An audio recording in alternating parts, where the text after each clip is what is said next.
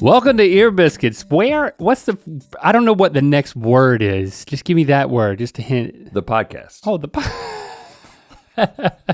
Give me a hint as to what we're doing right now. Welcome to Ear Biscuits, the podcast where two lifelong friends talk about life for a long time. I'm Link. And I'm Rhett. This week at our round table of slightly brighter than dim, maybe even I'd say just normal lighting. Yeah. We're gonna be talking about your biggest regrets and ours. Hashtag no regrets. Yeah. We're not gonna leave anything on the table. We're gonna leave it all on the table. What's the saying? We're gonna put you leave it on the floor. You leave things on the floor and you put things on the table. Leave it on the field. Yeah, if you're playing football, you leave it on the field. If you're playing basketball, you leave it on the floor. Poker, leave it on the table. Leave it on the table? I don't know. We're gonna you put it on the table. We're gonna flop it out and slam it on the table. And we're gonna leave it there and we're not gonna regret it today. Because regrets can be a downer, but I don't think it has to be. We ask you to tell us what your regrets were. And Bree Uindo said, is that Bree Uindo? Whatever. I regret nothing in life. If I hadn't done the things I did, I wouldn't be where I am now. No need to regret anything. Just learn from it and move on. And then Therese on Twitter replied and said, I second that statement. I think people spend too much time dwelling in the past and it wastes so much time in the present. All it does is lead to more regret down the road. Well, okay, well let's just. I guess you're not going to listen to this podcast. Well, I was just going to say, let's pack it up. Let's go do something. You remember? We might regret not having a conversation. You remember how sometimes we used to just go see a movie? Remember those days? On a work day? Like we could do it because we had time, and also you could go to the movie theater. Yeah, neither one of those things is available at this point. But so we should do this podcast. Yeah, I don't want to regret not doing it. But I sympathize with this. We've talked about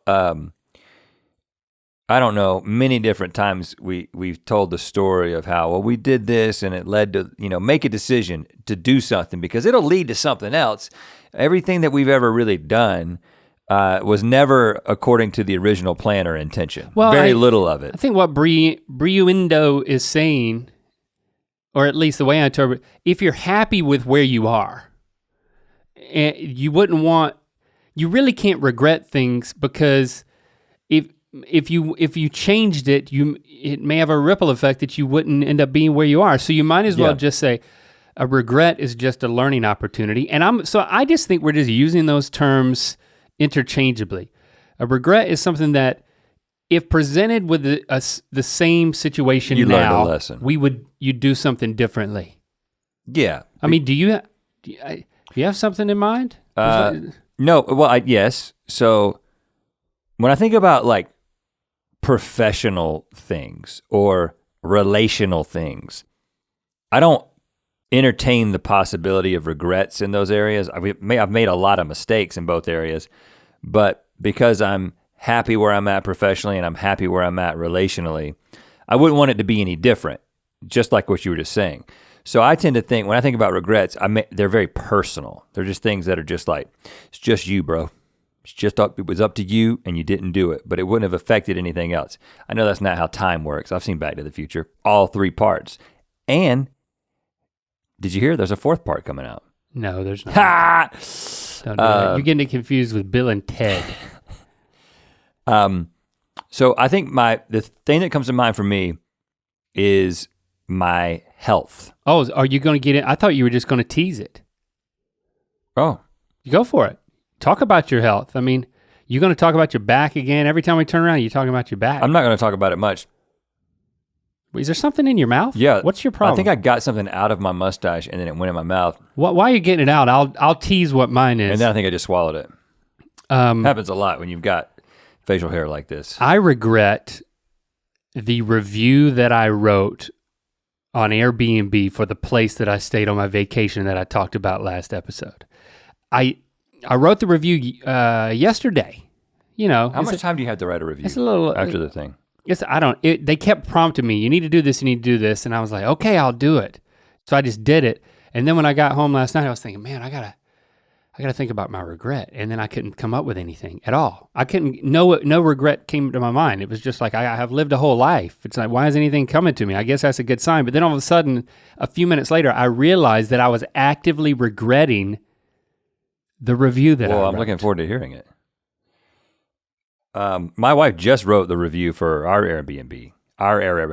Do you regret not writing it yourself? No. So what's your health thing? It took me until in my late 30s before I actually began to do the things for my back that help it, right? Because like, I hurt my back on vacation. I'm 98% now, and it's been just a week since I hurt it, right? You remember all those times where if I would hurt my back and I would be out for like the whole summer. Yeah, I had to pull so much extra weight. Yeah, we would have meetings and I would be on my back. So if I had done that I do my best work horizontal. In my 20s, who knows what would be the case. And also therapy. But here's the thing, I wasn't ready for therapy. I wasn't ready for therapy until I was ready. So I guess I don't have any regrets. I wish I had dealt with some of the things that I'm dealing with, but this is still kind of nebulous for you. I don't see how I would have gotten to it. You know what I'm saying? I wasn't ready to get to those things. More regrets started flooding in for me. I think I am the type of guy who's like, the one that came to my mind that I've already shared on Ear Biscuits is when I decided to respond to the text to the friend who we fell out of touch with each other. Yeah, you should. And then that. I like wrote this long text back, and like I read it, and then I've already talked about that one. That was definitely a regret. If I had to do that again, I wouldn't have written that text. I would have written something differently. Well, we've already been through that. Right, but I feel like I need the 15-second summary, which was a guy was reaching out to you just to say, hey, haven't seen you in a while, and you responded with, I don't want to be friends. I don't have room for you in my life. Right, you shut down the potential friendship. I wish I did, but I don't. And then the update there, he was like, there was some back and forth, and I gave the whole thing in an Ear Biscuit, right? So I just can't go through all of it again. You can find it amongst the forums. But I don't think I gave the update that Christy and I were out on a date, and then Christy went to the bathroom, and she comes back to the table and she says, guess who's over at the bar? And it was him. He was at the bar with it turns out he has another friend. Good. He wasn't just hanging everything on me, or at least he certainly got the message to get another one. He got it, that friend, after you sent him that and text. I'm like, crap, what do I do? Christy? She's like, well, just go over and talk to him. It was in the past. And I went over and I was like. And don't say anything about the text. Right, Link? You don't want to rehash it. Hopefully she did not tell you that, or you didn't. I can't remember exactly. Because you're the guy that will send the text, but you're also the guy that will talk about the text the next time you see it. I regret it so much. I wish I wouldn't have sent that. I don't think I said any of that to him. I have a hard time remembering because very quickly he graciously changed the subject and was just having a normal conversation, introducing me to his friend, and it was over. But I still regret it. Okay, I'll share the Airbnb thing because I was like, man, I wish I wouldn't have sent that. The place was, in the title, it had the word luxury, okay? Okay, I was looking for a place something. near the beach. You can't find a whole lot of them, especially with the time frame that I was looking, and it was so. Yeah, close to the time of departure. So I found this place. Everything was great about it, I talked about it last week, but in their description, it was like luxury beach, walk to the beach. That was like the title. And so my review was,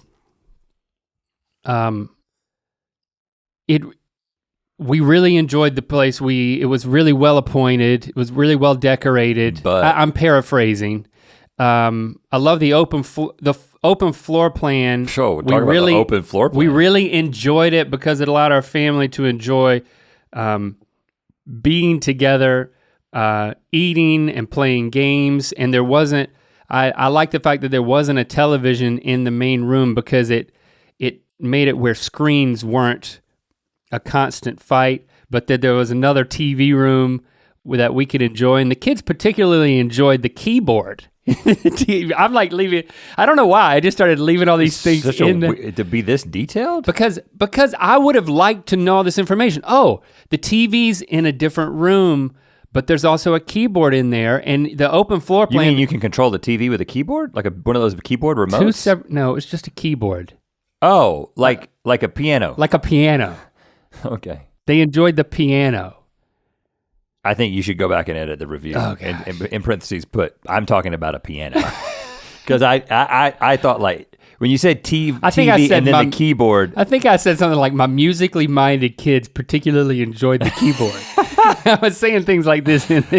You're one of those guys, man? Well, I was just thinking everything that I wish I would have known, that when I read all the reviews, they were much, oh, I'll come back. It's a great place. The backyard is amazing. The pictures don't do it justice. That's the kinds of things people were saying? Yeah, and the luxury. And I said, so that was the first paragraph. Oh, this is multi-paragraph. Second paragraph was about that backyard, because that's where all my high expectations were. And I said, the backyard was, I said something like it was a haven of relaxation. I said something like that. I said, and it was beautiful. However, it was not luxury. There was a second property in the back corner of the lot. And there was a dude in a window like looking at you like this whole time. So you didn't have a sense of privacy. Complete privacy. Yeah. You couldn't, and this is me writing, you couldn't see the entrance to that house on the lot was not visible to us, and you couldn't see in the windows, and vice versa. Well, then what's the problem? It's a wall? You got your Supermans on the other side of it? I don't understand.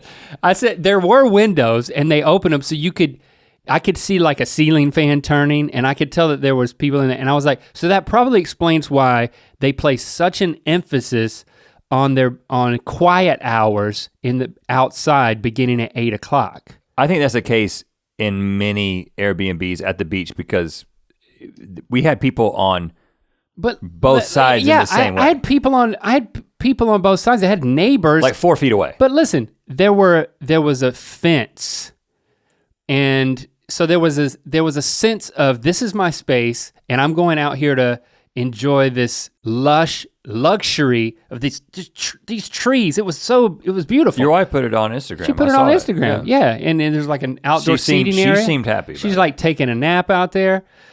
But I just felt no one had mentioned in any of the reviews that there was another property on the lot. Yeah, the guy in the window. You couldn't see the front door, but you could see the windows. You couldn't see anyone through the windows, and they couldn't see you, but I knew there were people in there, and you don't have a sense of complete privacy. And that's all I said. Do you know why no one else mentioned this? And then I went to my third paragraph, and I said some things about I guess you're not gonna the walk to the beach. I'm coming back to it. I said the walk to the beach was a little farther than I anticipated, and you had to cross a railroad track. Okay, well, let me just guess, because when I see walk to the beach or short walk to the beach. Yeah. I don't think you have to cross a railroad track. Well, railroad track doesn't impact the timing unless there's a train, right? Yeah. And then at that point, all bets are off, especially if it's I never saw a freight train and not a passenger train, because those are extra long. Sometimes so long you're like, when did trains get so long? I never saw a train, I didn't write about that. Okay, so railroad track not a problem. It's just a feature that you can walk across. For me, it's about the timing. Anything longer than 10 minutes is not a short walk to the beach.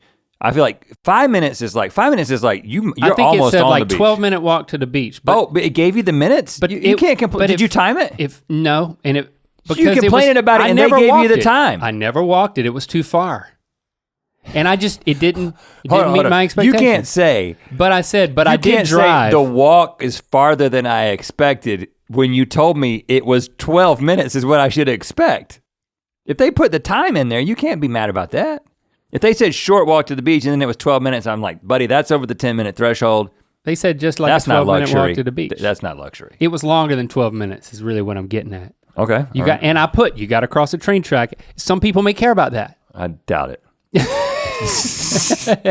And so I think I'm being really helpful, and I'm typing away. There's and I'm a train track. There's a boy in the window who stares at you when you're in the hammock in the back. I mean, there was a trampoline way back there, and it was much closer to this property. And if you wanted to look at my kid in the trampoline, you could peer out of the. Well, that goes both ways. If you jump high enough, you can look into their windows. It does go both ways, and I don't like that. You can get up and see below the ceiling fan and see the family. So at the top of every jump. Everything that I didn't read in any of the reviews, I put in my review, and then I said, "Do you see that as your role?" By the way, I'm not one of those people that leave reviews anywhere. That's why this is so entertaining to me. But I feel like, so I'm not good at it. Apparently I did it all wrong, but I was detailed and I wrote it for the me that was coming next, and I didn't want to have any regrets. Ironically, thinking about it later, even though I closed the review with, would love to stay here again. That's one of those reviews where, was this review helpful? Everyone's like, no. It's like, because I'm so confused. He's complaining about everything, but he wants to stay there again. I don't know how to take this. So then I started thinking about the owners of the house and how they probably set up that other property back there in order to, they had to make extra money, or maybe that was them living in that other house while we lived in their house. And they're just trying to make ends meet. And COVID, and nobody's coming through the beach, and I started to feel really guilty and regret leaving this anal and detailed review of this place. And I think maybe I decimated their business model. Like now everyone is gonna see, well, there's another property in the backyard. I'm not gonna stay here. It doesn't have a sense of complete privacy. Don't give yourself that much credit. How many reviews were there on this property? 44. Oh no, you made no impact. I went and looked at my review because I just wanted to read the review to you. They haven't posted it yet. It's not on there. Well, so now I feel even worse. No. Here's the deal. Because Jessie literally right before we started recording this podcast, because I asked her, posted the review for our Airbnb. Yes. You know what I'm saying? I just took something out and didn't know what it was. That's a place where you just have air and breakfast. And she said, it's not posted yet. So I think there is some sort of like. I think they have to review me too. Yeah. But I don't think they can see my review. Yeah, I can't see their review and they can't see my review until they're both reviewed. Yeah, so blindness, mutual blindness. But then I told Chrissy and she was like, no, I mean, it might have been a little too detailed, but I think if people are interested in it, they'll be interested. And if not, they'll think that you're a crazy person. When they see 3 or 4 paragraphs, they'll stop reading. I love that. When I'm renting a place for like a week and I'm taking my family, I want to know there's a railroad track. I want to know. Do you know how many reviews there were on the house that we rented? I don't know. No? Why would I even guess? Does it matter? 1.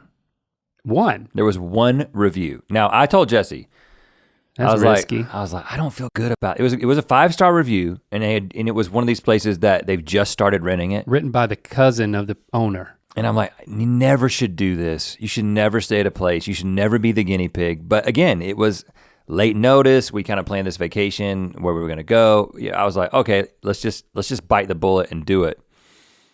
And then we had a number of things that I told you last week, I was upset about the hot tub. I didn't tell you about the mice. I don't want to hear about the mice. Yeah, they were very crawling around. No, they were the most luxurious mice you can imagine. But were they crawling on you when you were sleeping? No, but were they on dishes that you were going to use? They were only seen one time, and it was by Locke's friend who's living with us. Again, the one that chore boy. Yeah, he spots everything for us. He's also the mouse spotter. He saw the mouse, and we saw the poop. And Jessie was kind of freaked out about that. They brought somebody over to like set traps. It's like, oh, okay, whatever. The bed was too soft and hurt my back, but I felt bad. Like, you can't complain about that because like, you can't be like, the bed's too soft. Just like people be like, what's wrong with you, man? A lot of times you'll see the bed's too hard. I thought about saying the bed was too hard, but I didn't. So I was like, you can't say the bed's too soft. I chose my battles. That's my issue.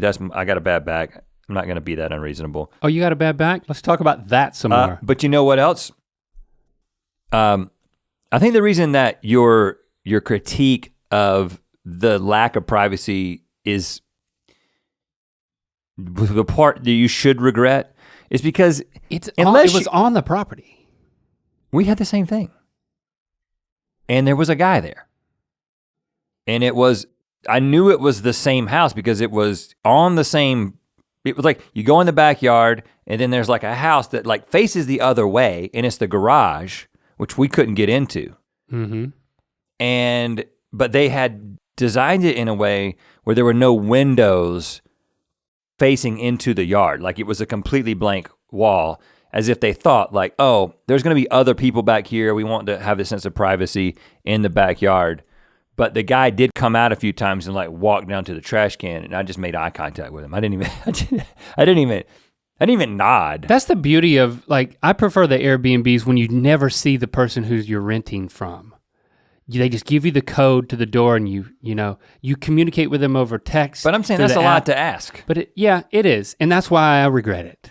That's a lot to ask. I mean, you gotta pay big money. You want that kind of privacy at the Southern California beaches. Yeah, and I bet you that's what they were saying. It's like, God, this guy, I hate this guy. Right, they hate you. They definitely hate you.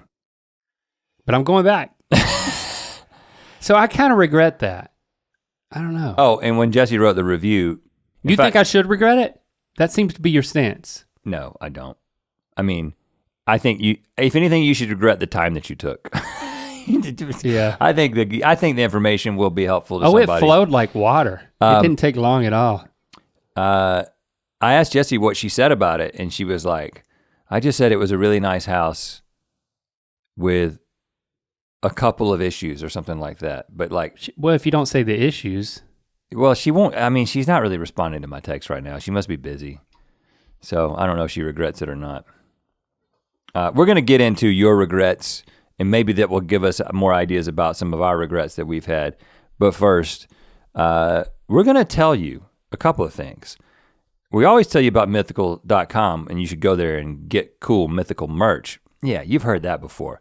But here's the new thing that we're gonna tell you. And that is, if you're watching this, and if you're hearing this, you are watching it because we only do this part for those of you who watch on YouTube. Yeah. Might you consider subscribing to this Ear Biscuits channel? You made it this far, subscribe to the channel. Click the bell. Yeah, subscribe and click the bell. It helps us out. There's a whole different experience here that you get to see. You get to see that I've got on a white t-shirt and Link's got on a light blue t-shirt. I mean, you don't hear that. You can't hear that. It's unhearable. You can only see that. It's colors. Or can you hear colors? That sounds like a GMM episode. Yeah, we'll do that. So subscribe to this channel, please. And also right now, you can do it as you're listening. Yeah. That's the cool part. Thing. You don't have to pause or anything. You just did it. Oh, wow, thank you. We felt that. Ooh, when you click that bell, I feel it. Well, click that bell again. No, don't click it again because you'll just click it once. Click it an odd number of times. Yeah. Mythical.com, rep ya boys. Regret. I'll float a question out there that we don't have to answer. We can just kind of percolate on it. Is it better to regret something you did or something you didn't do? Let's filter that through these. I guess it depends on what it is that was to be done. I'm quoting the philosopher Flea from the Red Hot Chili Peppers, who was quoting lyrics from the band the Butthole Surfers in a song called Deep Kick, where you shouldn't let Flea sing. I will say that. Well, I have an answer, but I'll save it. Okay. This one, I don't think there's a correct answer. It's from Janny. Okay, Janny. C23 on Twitter. My parents have been saving a rum bottle since their wedding day to open on their 25th anniversary. Okay? 25th anniversary. One night, me and my ex were at my house alone, and we drank almost the entire bottle. On purpose? I had no idea it was from their wedding. I've never owned up to it. Oh, they don't know. So which part does she regret? The drinking of it or the not owning up to it? Because if she didn't know, she said, I had no idea it was from their wedding. It's just later she's like, somebody drank our our 25th anniversary rum, Janny. Can you believe that? Or is it possible that rum evaporates when you get you get closer, like after 20 years of marriage? It doesn't evaporate in one night. Well, I think the answer to that question is simple. You can regret something that you did not know was wrong at the time, for sure. But you can feel bad about it. But you can't blame yourself if you didn't know. Yeah, I mean, if the liquor cabinet was free reign, and it was just that particular bottle choice, and you had no way of knowing, this is your parents' fault. Should have had a label. This is your parents' fault. If this bottle of rum, feeling bad, but you shouldn't regret. I understand your decision, unless there's something you're not telling us. If you've got something that is special to you, in any household, drink, food, like something that like, label. I am going to be mad if someone else consumes this. And there is not a pre-existing agreement like everything on this shelf is mine. Because there are a lot of houses where roommates share fridges and like they do the shelf system. So if there's not a predetermined system of claiming what's what, if it's not labeled, you cannot get mad about it. And you don't, my 10-year-olds figured this out. There's Post-it notes everywhere. You know, there's a Post-it note on the mirror of his bathroom that says, "Don't use my towel, use your towel." And it's a note to Lincoln because they share a bathroom, and he gets mad because Lincoln uses his Lando says that to Lincoln? Yeah, apparently Lincoln uses the nearest hand towel, which is Lando's, not the one that's on the other side that should be his. Uses the hand towel for what? His hands. Hold on, they have separate hand towels? Yeah.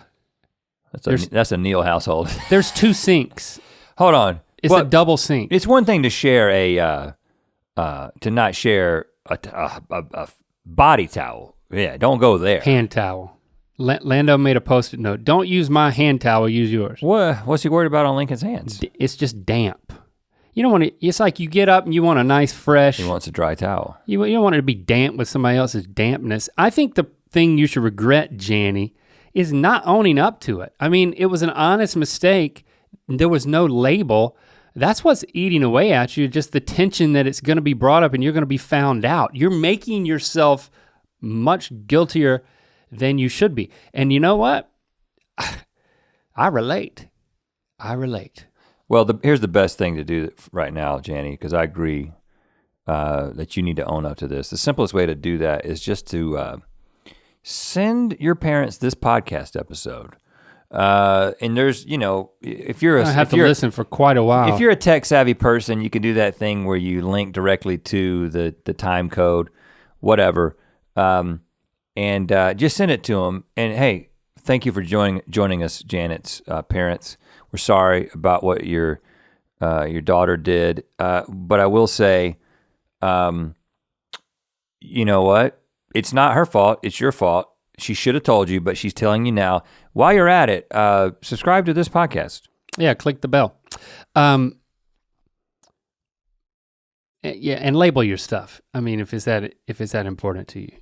And there's also a reason why Janny and her ex are broken up now, because they've just been so eaten up over this. And also, they couldn't even stay together. Drinking just a straight bottle of rum, as you know, you've got experience with that. Yeah.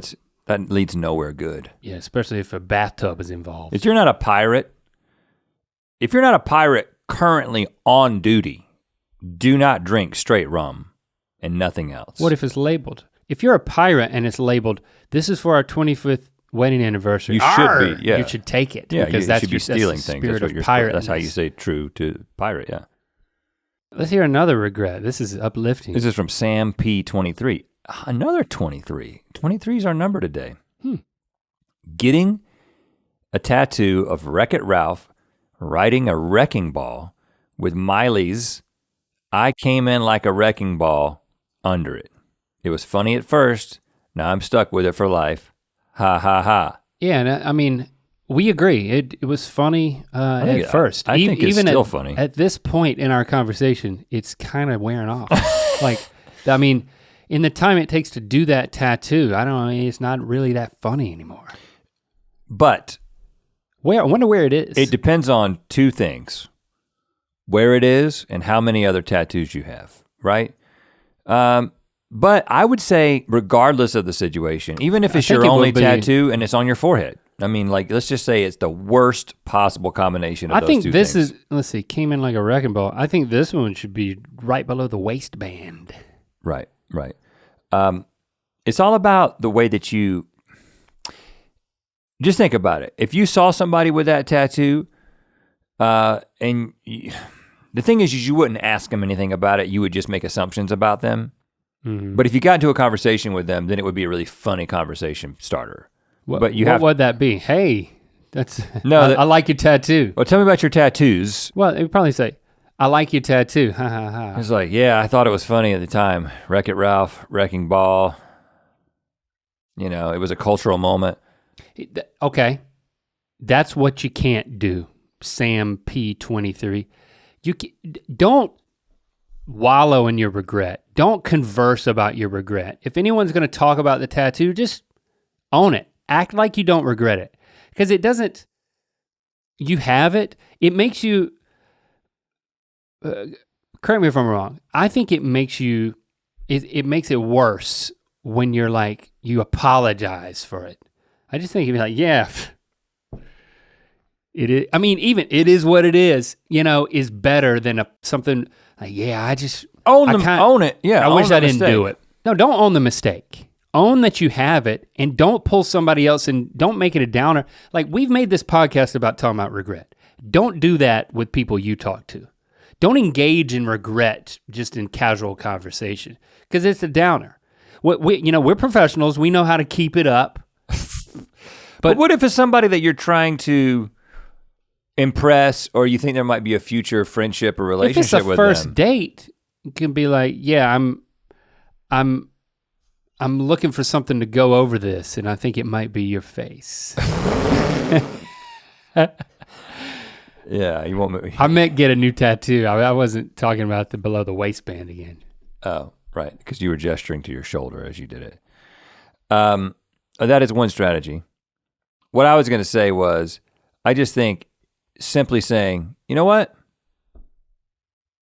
I thought it was funny at the time. You see somebody make eye contact with it, I thought it was funny at the time. You know what? Still pretty funny. Well, if you're gonna do that, tattoo that underneath it. Okay, that's thought- a good update. I thought this was funny at the time. I thought this was funny in 1998 or whatever it was. And this was actually not that long ago if it was Wrecking Ball. So that's a few years, I don't know. I've lost track of time. What about, we had a friend who, you know, there was the kids in high school that started getting tattoos their senior year when they turned 18, right? Mhm. There's especially back in 1996 when we were moving into our senior year of high school, there was the kids that turned 18 and got tattoos and it was like, oh, really? I'm sure that's a lot more common than it is now. And also there's a lot of kids who are younger than that who go in with their parents' permission and get tattoos. You But talking about Pearl Jam tattoo or you talking about Tasmanian Devil I'm tattoo? talking about Tasmanian, I'm just thinking about both, but I wanted to talk about Tasmanian Devil. Because we had a friend who came Yeah. to school one day, and he had gotten a full color, like it looked like I had just tuned into a cartoon. You know what I'm saying? It was just like, it was a freeze frame from a Warner Brothers. Is that where the Tasmanian Devil's from? I don't know. It was the Tasmanian Devil ripping out of his delt and coming to say hello. Yeah. And but in a spin, he was coming out. He had broken through in the Tasmanian Devil spin, the way tornado. yeah, and even at that age, at that time, It's like we not a- felt not a bad good for look. him. Not a We good felt look. bad for him. It's tough. It's tough to. It's No way tough- he still got that. It's tough to react to a tattoo. No way he still got that tattoo. I bet he does. Do you think it's got covered up with other things? Yeah. I bet he's got other things. Because the one you're thinking about right now, Pearl Jam, the Pearl Jam tattoo was covered up by college. Yep, that's true. Like literally like 2 years later, the Pearl Jam tattoo was completely covered over. And that wasn't even that bad of a tattoo. No, it wasn't. And now I think it's come back. You know, it's like if you had it that long, now's a good time to have a Pearl Jam tattoo. Can you again. get one layer of a cover-up tattoo removed to reveal a previous tattoo? like an archaeological tattoo removal? it's just like, do you want the tattoo that you used to regret? Can Dr. Tatoff do that? No. I don't know how poison ivy works, apparently, according to everybody. It's very clear you but, don't. But I do know how Tatoffs work. What about this? Mythical Alina. Eating a soggy burrito. I tried to heat it up in a pan, but it stuck. So I scraped it off and ate it wet. Ate a wet, cold burrito that was also hot in some spots. Oh. It had avocado and shrimp in it too. Ooh. I vomit just thinking about it. That's very specific. That's a very specific regret. Yeah, that is a specific one. I've never tried to heat up a burrito like that. Whenever I have the second half of a burrito, I just eat it cold. Do you do this with other foods or just burritos? Most. What about pizza? Cold. Fried chicken, cold. Well, yeah, but both of those things that you mentioned, fried pizza, fried chicken and pizza kind of have their own character cold, but a burrito doesn't have character cold. Like a Chipotle burrito, they're so huge I'll cut them in half and then I'll unwrap the foil and I'll just eat the second half. It's difficult to heat up, I will give you that much. It's not that good. One of the things that I regret, I don't know why this pops into my head, but it's a bit sad, but bear with me. Remember when we went on that off-roading trip with the group of people that we didn't know? And the one guy was the leader, the organizer of the trip, and like it's a four-day trip in Death Valley. It was the first time we went. He was the leader, and then this tragic thing happened to him when his child passed away. Right. His young child. And he lived a long ways away, like lived in Northern California. Yeah. But our friend Nick knew him better because like he had connected with him, met him, and that's how we got him. That's how he got invited to the trip, and then we got invited, and we got to know him some. Nick knew him better, but I had an opportunity to go with Nick up to the funeral service, and I just for some reason I really regret not going. Like I feel like it was one of those things where it's like, that was the right thing to do. And yeah, I had my rationale. I was like, we would have had to, it was so far that we'd have to stay overnight or like, it was a long freaking drive to get to where this thing was. And then it's like, I only knew him at this one trip. It's not, we're not actually friends. It was very easy to say, well, it's not my place to go there. But then it kind of eats away at me. Even now that like I didn't go, because I felt like, when somebody goes through something that horrible, it's just like, wow, people I didn't expect came out of the woodwork just to show up. And I know it was a long drive. I think it would have meant a lot to him that somebody who barely knew him took the time to go up there. And I think Nick went anyway. So maybe I think too highly of myself. I don't know. It's weird that I fixate on that. Yeah, right? Listen, because I'm not, first of all, I think in some circumstances, you got to let yourself off the hook. Listen, because in my mind, the moment that I begin thinking about all the things that I could do, all the choices that I could make that would be selfless or whatever, I'm gonna have all kinds of regrets, right? In that particular situation, obviously I felt horrible about what was going on, but we literally, like, Nick had been on multiple trips with him and like talked to him on the phone, was a friend. Like, we went on a trip that had 4 or 5 cars in a caravan, and like there was a couple of times where we like had a conversation while we're sitting around a fire. He would probably have a hard time remembering our names. It would have, in my mind, it would have been a little bit strange for you to go. That's my take on it. So I definitely don't think you should feel bad about it. Yeah, I guess I just feel so bad for him. I completely get that. So that I would, it's like, well, I think that's why it stays in my brain, is because it was such a tragic thing that like I actually didn't do anything. It moved me, but it didn't actually move me transportationally. I get it. I think that's why it stuck in my brain. And I'm not trying, I'm sure some people would interpret what I'm saying as cold-hearted, but I'm saying that I think, and I have, it's not. I have sympathy. Yeah, sure. For the guy, but I don't know. There's a lot. I feel like there's lots of situations because when you think about it, you know. Here's another. Think about this. I mean, Jesse and I talk about this. You know, we try to be pretty charitable, right? There's plenty of things that we can give to, and we try to be strategic and sort of effective in the things that we give to.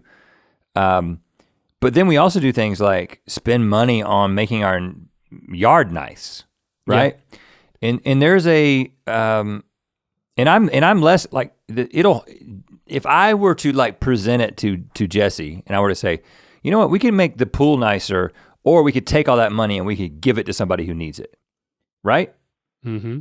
And it's just like, okay, so from a strict moral standpoint, should you give away all your money and everything and do nothing for yourself until you have done all those things for other people? It's like when I get into a place where I'm like, I'm sure there's somebody who's going to live their life like that, but I'm like, okay, I don't want to be irresponsible and I want to be generous, but I also want to spend some money on something that I feel like me and my family are going to enjoy. But I can't sit around and think like, oh, you know what, if you hadn't installed this thing at your house that you wanted and put these speakers up in your backyard, you could have given speakers to somebody else. Yeah. I just don't think it's a healthy way to live, because you can always find something that you can make yourself feel obligated to do. Because in another sense, it also makes you, it centers you. Yeah. In the conversation. Like, oh, well, if I had done this, it would have solved the problem, or it would have meant that much to this guy if I had done that. Yeah. There's an element of it that gets into centering yourself. I think in that it's like, I met the guy once, I don't know him, I'm not really his friend. It's like, and I think when Nick asked me to go, you had something planned, specific, but I didn't have anything specifically planned. And so Nick asked, do you want to go with me? So he didn't have to drive all that way by himself. Yeah, right. And I think that's how he put it to me. And then it was, I don't know, something may have come up. I regret not, we had the friend who just had the birthday, and it was like, and this had, I don't know. I regret this. This is a regret. Regret a shared regret. I everybody. regret this. So, and he listens to this podcast. So well, he's not. Don't listen to this part, Harm. I don't want to spoil this. I don't spoil it. It's gonna be awkward. A lot of people are doing this type of thing. I think this is he was turning 40, mm-hmm. And I think it is like it's more of a middle-aged thing. I don't think when people turn 20 or 25 this happens, but maybe it does in certain circles. But this is definitely not an out of the blue request from his wife. Hey, this is a secret. Can you write a note for, he's turning 40, for his birthday, and mail it. And to mail this it. Address. He's gonna really appreciate that. I mean, we had another. The way that it first started happening was YouTubers would like contact us that we knew, like YouTube friends or like their partner or something, would say, we did it for Philip DeFranco a long time ago, back when we were in Lillington. Hey, I'm doing a surprising Phil for his birthday. Can you do a little video snippet and send it to me, and I'm gonna create this montage. It's the private version. And then there was another, this request has come in 3 different times in the past 3 months. Now the first one that came in was a YouTube friend, and it was their partner saying, hey, I'm doing this thing to celebrate his birthday. But they sent us a link that you could just go to a website and hit record, and you were recording a message to them. Or send a voice, like record a voice memo with your phone and email it to me. And I did that. And you know what I did? Right when I got the email, I was like, you know what, I'm just gonna do it right now. Because if I say I'm gonna do it later, I'll never get back to it, because there's never a time. You know what I wanna do? I wanna drop everything I'm doing, and I wanna sit down and record a voice memo 6 times, because I'm not happy with the first 5, talking about how, trying to make somebody feel good on their birthday. It's just, it's not the first thing you ever want to do. So, but I just went ahead and did it. But then I got a second request from somebody that we worked with it at one point. Yes. And I actually thought about doing that one. I thought about doing that one. But there was a slight extra piece of it. It was more like send your video to this email address or something, and I was like, am I gonna do this? And it's not somebody that we're in regular contact with at this point. Even though I saw him at a restaurant right before COVID. Okay, well you should have done it then, because you had more recent contact. He was very nice to me. Yeah. I was very happy to see him, but I almost did that one. I don't regret that one. But I don't regret it. But when the third one came in, I really regret this. This is one of our really good friends who on a regular basis we're in contact with. And it was his wife who was organizing this, but it came through one of our other mutual friends. And when it came in, there was like a deadline. It was, not that this is an excuse, but the deadline was like, we need this in a week. And I remember thinking, when it came in, I was like, this is gonna be tough for me to do. But I'm gonna do it. And when I say tough, I mean like, I gotta write a letter, I gotta mail it. I mean, just the other day, or like last month. I didn't even remember that it had to be mailed. I needed to mail something to our, our business people. I needed to mail something to them. I had to mail it too, yeah. And come to find out I mailed it a month before you did, because you apparently don't remember how to mail. No, I haven't mailed anything in so long. I was like, do we have envelopes? And then I was like, do we have stamps? And Jesse's just like me. She's like, I don't know. Like, we don't mail things. Yeah, I had to walk into the post office and do all of that. It took me a month to mail a letter. That was like an important thing. And so I knew this was gonna be trouble, but I was like, I'm gonna do this because this guy means a lot to me, and I wanna communicate that. Well, he means a lot to me too. Yeah, I'm sure you had every intention to do it as well. But then I completely forgot about it. Like, it was like I had a moment and I didn't write it down because I'm not good at that. I didn't write it down, and then a week passes, and then the next week passes, and then you say to me, hey, did you write that letter? Yeah. To our friend? And I was like, oh crap, I didn't, and it's a week late. And then I felt really bad. And then we got on the phone with him, and he was talking. I was like, how was your birthday? Because we had talked about how his birthday was coming up, but I didn't talk to him about the letter thing. And he talked about his birthday. He was like, man, it was a good day. It was, and he talked about all the letters. He talked about all the stuff that happened, and he talked about the letters he got, and I just kind of like, I nodded my head. I was like, he doesn't know that I was prompted to write a letter, you know? I'm more of a recent reconnect. He knows now. He knows now. Shoot. Yeah, we shouldn't have said anything about it. And then I was like, you know what I'm gonna do? I said to myself, you know what I'm gonna do? I'm not gonna talk about it. When he was telling me, I got these letters, like my wife got all these people to write these letters, and it was really cool, and I was like nodding my head, and I was thinking at that moment, I was like, damn it. I really wanted to express that his friendship means a lot to me. And then I thought, you know what I'm gonna do? I'm gonna write a letter anyway, and I'm gonna send it to him. And you still haven't done that. And I didn't do that. Hold on, but let me just say. When he turns 80, I'll do it. I thought that was only in multiples of 40. I thought what you were about to say. Because again, this would be a very Link thing to do. When the moment that he is on the video chat, and I think I was either not present for that video chat. The moment he starts talking about it is the moment that all of a sudden you say, hey man, I want to tell you that I got the message about it, but I didn't do it, and I don't have a good excuse for it, and then you say, and it's coming from a good place. I mean, most of the time it's coming from a really good place, but you would say something that would make him feel awkward. Well, you know and what? So I'm really glad that you didn't. I didn't say anything because I said at that moment he's talking about what a good birthday he had. I'm not gonna be. And then it would just be about the fact that Link forgot doing this, and it was everybody's talking about that. So you made the right call in not talking about it. We probably shouldn't even talk about it on the podcast, but too late for that. Would you like that, by the way, for one of your birthdays, for a bunch of people to write you a letter? I mean, I think that was kind of his love language. Like his wife knew that. It does not strike me as something that I would be into. I would appreciate it. If I were to read them, I'd be like, oh, this is actually really meaningful and nice. Words of affirmation. I think I would be into it. But it's not something that I would think to request. And I'm not saying he requested it. He didn't. I I'm just saying that I don't think that it's something that like my wife would, first of all, it would require a level of logistical planning that neither of us, me or my wife, are capable of to organize. But we can plan a really cool party. so that's probably what we would do. But it wouldn't be, I'm gonna get letters. I don't know how that makes you seem, but it didn't seem good. We can plan a cool party. I'm saying that we can plan a party, but we can't plan multiple people sending things to one place and it being done on time. If he's listening, let's just do it right now.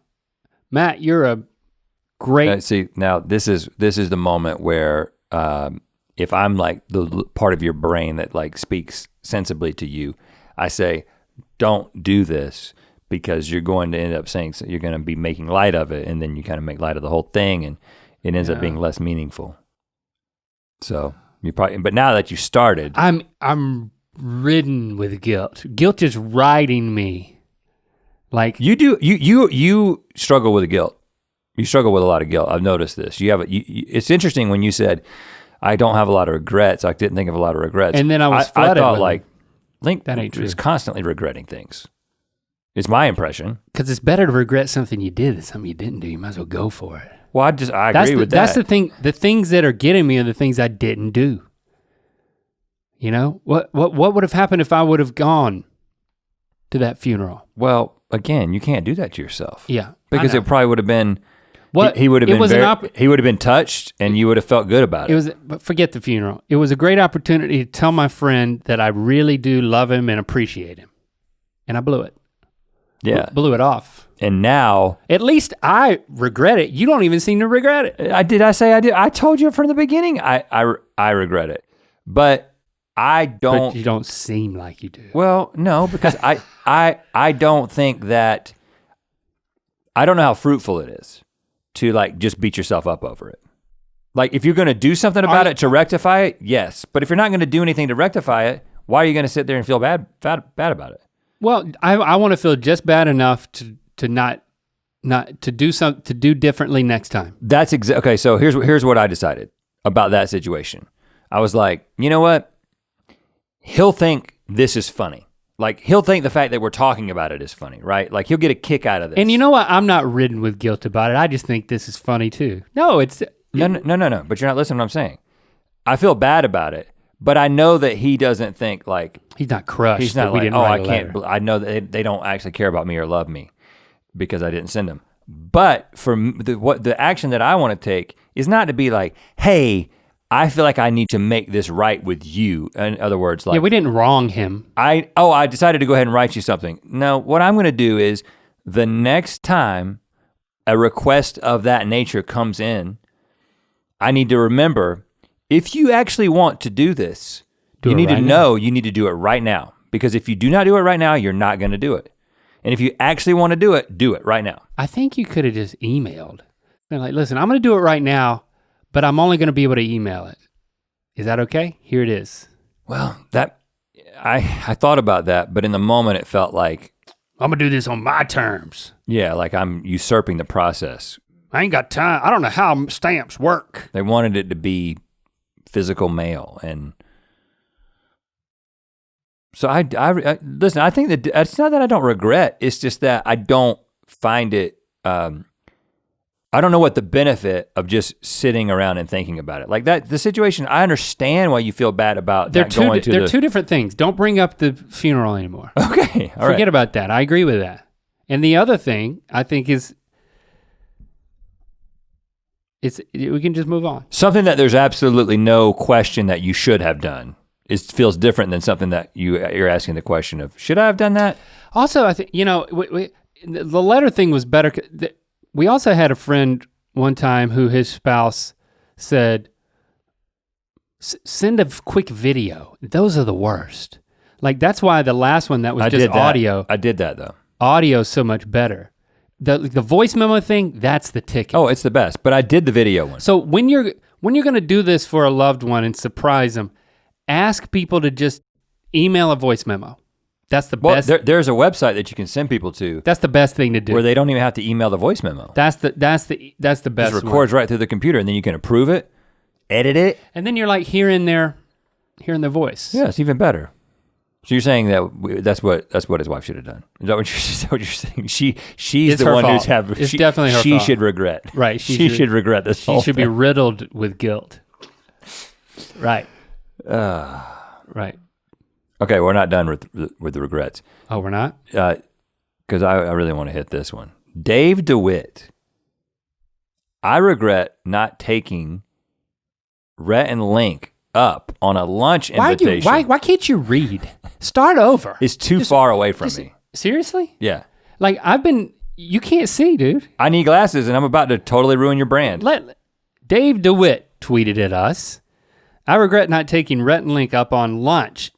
Oh. I can't read it either. Did you have any regrets about what you just said to me? I regret not taking Rhett and Link up on a lunch invitation because I had to cover a Slim Jim factory explosion in Garner, North Carolina. True story.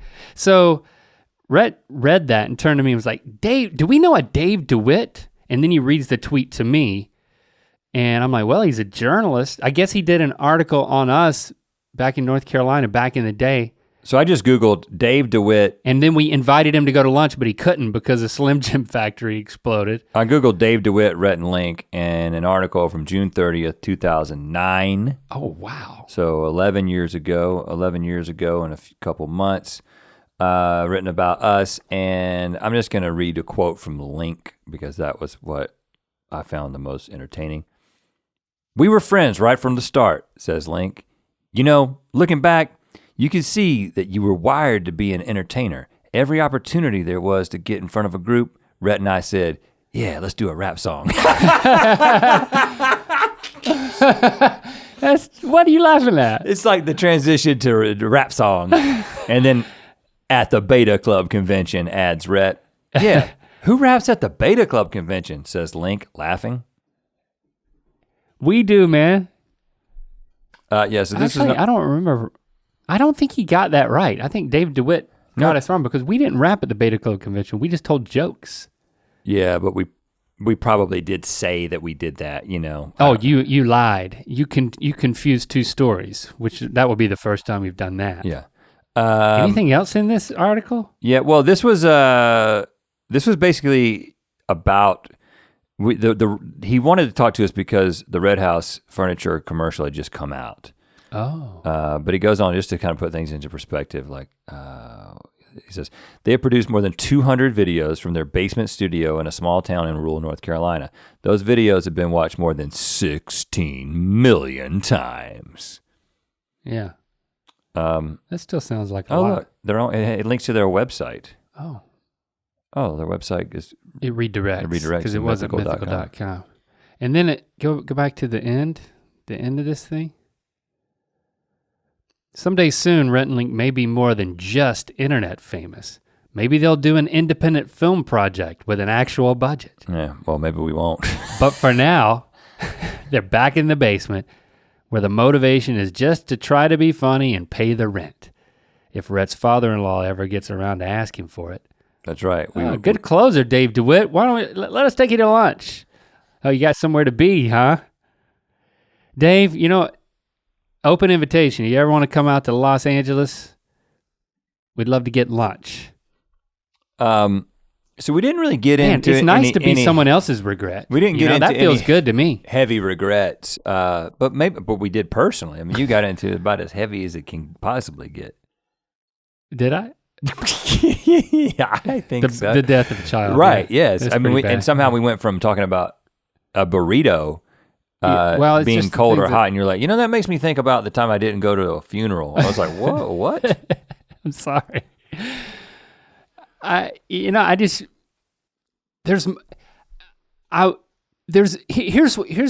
the thing that I'm sensitive to. If you want to go back to it again, there's these moments of character when it's like it feels like you can do something to like. You want to help, or you want to come to the rescue or something, and something goes really wrong, and I want to know that I can respond and make a difference. Okay, you know what? Let's actually talk about this because we do have a difference here, right? And I wouldn't say, And I'm sure there's lots of people who think I'm an asshole. I get it, I understand.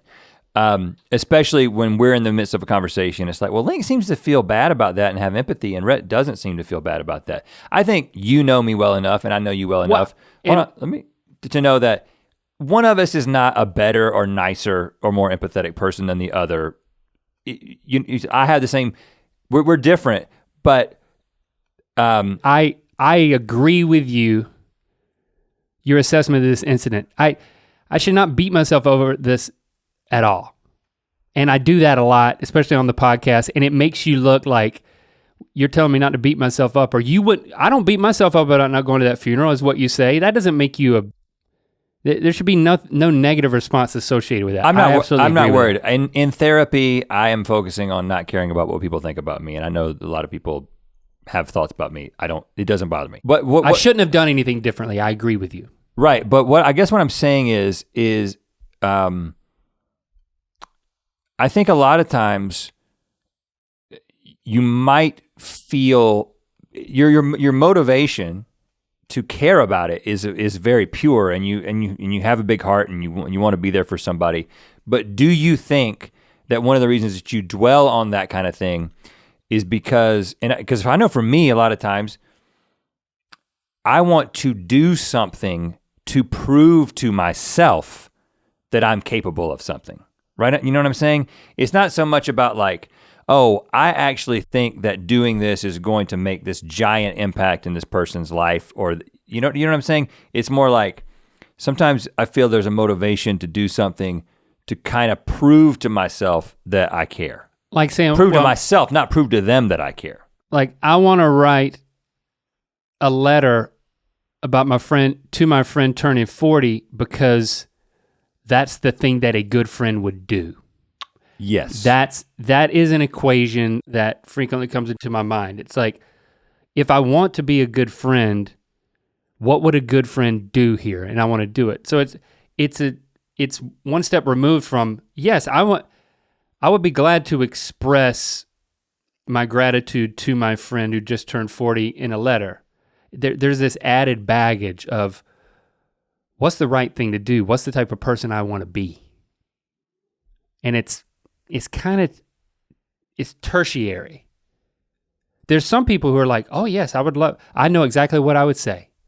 And I'm like, oh, I don't know what it's like, I got to come up with what to say, and now I just got to, I think about all that. Yeah, and I that's what I'm just saying. I don't, I'm hard enough on myself I'm very hard on myself, but I'm not hard on myself in a way that people recognize. Do you know what I'm saying? It's just like, I don't spend a lot of time talking about it. So you might be like, boy, is he a psychopath? He doesn't seem to care. It's like, no, I care deeply about a lot of things, but I act when, one of the reasons I do every once in a while, I'll just write a Medium article about something that I feel passionately about. Yeah. Is like, I'm not doing that to draw attention to myself. I know that is an element of it, it's a result of it, but I'm doing it because I'm like, I can't be quiet about this. Like, I feel like I have to say something. So if I don't write a Medium article about the same thing, does that mean that I don't care about that, or that I have a different stance? I think that's what you're saying. Right, and the way that you express yourself is, it's just, I express myself differently. So you can't beat yourself up by holding yourself to some external standard that shouldn't apply to you. Right. Yeah, and I just think that, I just think that being hard on yourself, who you're trying to please, right? Like, when you say that's what a best friend would do, right? I no longer believe that there is a judgmental God watching me and making sure I do the right thing. That's not, I don't live by an ethic that is based on potential punishment or reward from a deity. That's not how, I don't think that way anymore, right?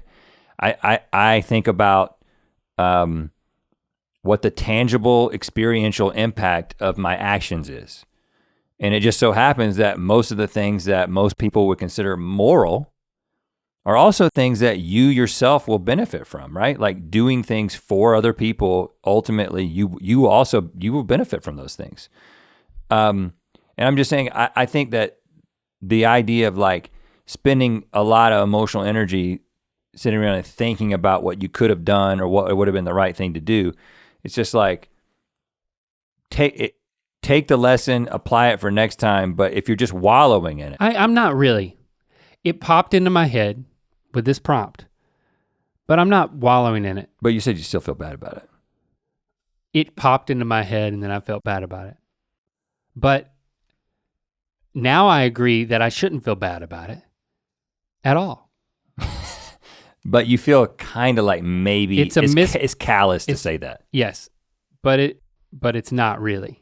Because it's misplaced, as we've already determined, it was misplaced empathy that has nothing to do with me, and that I didn't have a place to make better, because I wasn't actually connected to it. Whereas a totally different scenario would be if somebody came to me and said, hey, that thing you said or that thing you did hurt me in this way. Now, the expectation at that point is like, oh, I got to do something to make this right. Like, this isn't about me anymore. This is about something that's like, if you had been a better friend to this guy and he had been in contact with you and he would have like called you up and been like, really hurt me that you didn't show up for me. Yeah, he would never do that. Right. But So I guess what I'm saying is it's just like, that's a moment in which like, oh, my own personal regret is gonna lead to some sort of rectifying action. Because at that point, if I don't feel bad, or I'm like, get over yourself, well then I'm a callous asshole at that point. Yeah, well, so two things. First of all, I feel like the one thing I didn't anticipate from the conversation, at least for me, is that like, there's some things that I regret I shouldn't regret, and I need to be free from that. And the second thing is, we found something that we can agree on that we both regret. Do you have a wreck? I got a wreck, man. I guess, yeah, I quoted Flea. I'm gonna make a recommendation here. Mm-hmm. I was talking, well, ironically to our friend. I made the recommendation to him. Last night. Yeah, and to you on the video chat we did. I've been reading Flea's autobiography, Acid for the Children. And this is anecdotes of Flea's coming of age. This is the basis for the Red Hot Chili Peppers, if you don't know. So as a fan of the Chili Peppers, Christy bought, and of like music documentaries, like Christy bought this book for me and I've had it for a while and I finally started reading it. If you're into the Chili Peppers, if you know anything about Flea, and he's an interesting dude who like seems to be like, he's such a wholesome guy. I think wholesome is the right word, which is not, if you don't follow him on Instagram or you don't know much about him, then that might come as a surprise. But the dude is like, I would love to meet the guy actually. And he's around here. Maybe I could. He's in LA. Mm-hmm. It took a while to get into it because it's chronological stories, but like the dude tells anecdotes. I mean, in each chapter is just, as long as it takes to tell the story as he remembers it, it's just like isolated events in chronological order. Most of them are like 2 pages. You know, you could read it on the toilet. Just put it behind the toilet if you want to. I'm sure he'd love that. Right. But I mean, they're funny. They're mind-boggling. This like stranger than fiction is the way that this guy, he was like raised in this bohemian lifestyle and like so strange, but he had this like, and it's also fascinating the crazy stuff that happens to him or the crises that are averted. And yeah, also the strange stories of drug use and nude beaches and all types of wild stuff. And he's not even 13 years old yet at the point that I'm at in the book. So I haven't read the whole book. But you can hear him telling the stories when you read it. And it's like, he's a one of a kind dude. Like he's very strange. And but I also find it fascinating. There's like this inner morality and like the way that you know when you're talking about how you live your life, it's like there's like this flea approach to life that is very interesting. That he doesn't he just tells the stories, and then you read between the lines what type of guy he is and what makes him tick and how he thinks about things, how he processes life. Mm-hmm. And even though he went through so many difficult situations as a young kid and made some like really suspect choices and was involved in a lot of things that raise your eyebrows. The dude he somehow exudes positivity through all of it. So it's like it's not a heavy read, even though his life was very heavy. Right. And that's just how he lived his life, at least to this point. And by judging from his Instagram feed now, I think that's just continued. So it's not for everybody, but if you're into those things, if you're into him and the band and stuff like that, then I recommend it. Is he the one that said better to regret something you did than something you didn't do? He sang it. He sang, but the butthole surfers say it's better to regret something you did than something you didn't do. It's a lyric in one of the songs. Yeah. And I think Flea sings that. He sings he that. He does a little solo. Yeah. Yeah, right. I think obviously if you're going to if you're thinking about doing something that could put you in imminent danger, it's probably better to regret something you didn't do than to do something, die, and regret that. So this doesn't apply across the board. Yeah, it depends on the specifics. If you take, all other things equal in terms of like, safety and self-care and no harm to others and morality and all of those things equal in the decision, I'm gonna lean towards 100%. Doing something than not doing it. When the reasonable potential outcomes don't include death or dismemberment, then I think the rule applies. If you're talking about potential outcomes being embarrassment or, getting in over your head, you can always swim to the top. You can get out of those situations. If you die, it's a problem. Yeah.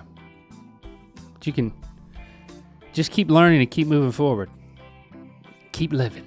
Thanks for your questions. Thanks for your regrets. Hashtag ear biscuits. Don't dwell on them too much. Don't beat yourself up. Just learn, move on. We'll talk at you next week. To watch more Ear Biscuits, click on the playlist on the right. To watch the previous episode of Ear Biscuits, click on the playlist to the left. And don't forget to click on the circular icon to subscribe. If you prefer to listen to this podcast, it's available on all your favorite podcast platforms. Thanks for being your mythical best.